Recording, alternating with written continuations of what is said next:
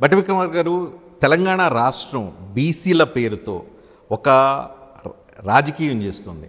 ఆ రాజకీయంలో ప్రధానంగా ముస్లింలను బీసీలోకి చొప్పించేలాగా చేసి బీసీ రిజర్వేషన్ల పేరుతో ఒక హంగామా క్రియేట్ చేసి దేశవ్యాప్తంగా మీ వైపు కాంగ్రెస్ వైపు అటెన్షన్ తెచ్చుకోవడానికి ఒక ప్రయత్నం చేస్తుంది.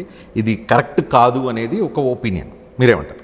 రాహుల్ గాంధీ గారు మా నాయకుడు ఈ రాష్ట్ర ప్రజలకు ఇచ్చినటువంటి హామీని ఆసరాగా చేసుకొని ఆధారంగా చేసుకొని తప్పనిసరిగా నాయకుడు ఇచ్చిన దాన్ని అమలు చేయాలని రాష్ట్ర ముఖ్యమంత్రి రేవంత్ రెడ్డి గారు క్యాబినెట్ అంతా కూర్చొని మేమంతా ఈ కాస్ట్ సర్వే చేయాలి, దీని ద్వారా జరగాల్సిన అన్ని అంశాలు జరగాలని చెప్పి కాస్ట్ సర్వే చేయటం.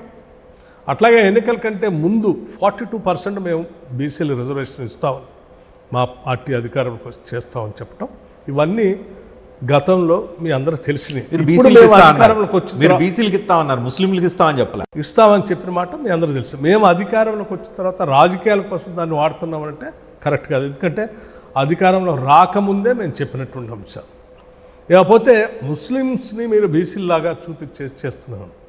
రజనీకాంత్ గారు ఒక అంశాన్ని మనం అందరం గమనించాలి.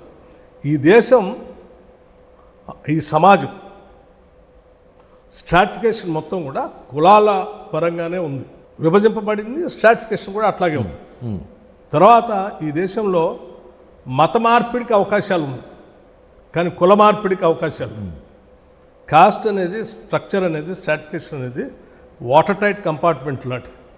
ఒకసారి పుట్టినప్పుడు ఏ కులం అయితే ముద్రేస్తారో వాడు చనిపోయేంతవరకు ఆ కులంలోనే ఉంటాడు. కుల మార్పిడికి అవకాశం అనేది నమ్మకం. సో మేము చేసిన survey BC backward caste survey కానీ, షెడ్యూల్ కాస్ట్ కానీ, షెడ్యూల్ ట్రైబ్ కానీ, ఓసీ కానీ మేము చేసింది కాస్ట్ సర్వే. బ్యాక్వర్డ్ కాస్ట్ ఇస్తామని చెప్పాం. ఈ సర్వే చేసేటప్పుడు ఈ రాష్ట్రంలో ఉన్నటువంటి అన్ని కుటుంబాలను సర్వే చేసినప్పుడు ఇంటికెళ్ళి అడిగిన మొదటి ప్రశ్న ఏమి, ఆ కుటుంబం, దానికి సంబంధించిన సమాచారం, ఇదే కులం. ఆ చెప్పిన కులం షెడ్యూల్ కాస్ట్లో ఉంటే షెడ్యూల్ కాస్ట్లో పెట్టారు. చెప్పిన కులం షెడ్యూల్ ట్రైబ్లో ఉంటే షెడ్యూల్ ట్రైబ్లో పెట్టారు. చెప్పిన కులము బ్యాక్వర్డ్ కాస్ట్లో ఉంటే బ్యాక్వర్డ్ కాస్ట్లో పెట్టారు. చెప్పిన కులము ఓసీలో ఉంటే ఓసీలో పెట్టారు. ముస్లిం మతాన్ని పాటించే వాళ్ళు కూడా బ్యాక్వర్డ్ కాస్ట్లో ఉన్నారన్నటువంటి జీవోలు గతంలో ఉన్నటువంటి, ఇప్పుడు మేము కొత్తగా ఇచ్చినవి కాదు, ఒక్క నిమిషం, దేశవ్యాప్తంగా ఉన్నాయి. ఒక తెలంగాణలో కాదు, ఇంక్లూడింగ్ గుజరాత్లో కూడా ఉన్నాయి, ఇంక్లూడింగ్ రాజస్థాన్లో ఉన్నాయి, ఇంక్లూడింగ్ మధ్యప్రదేశ్లో ఉన్నాయి. అంటే దేశవ్యాప్తంగా ఉన్నాయి.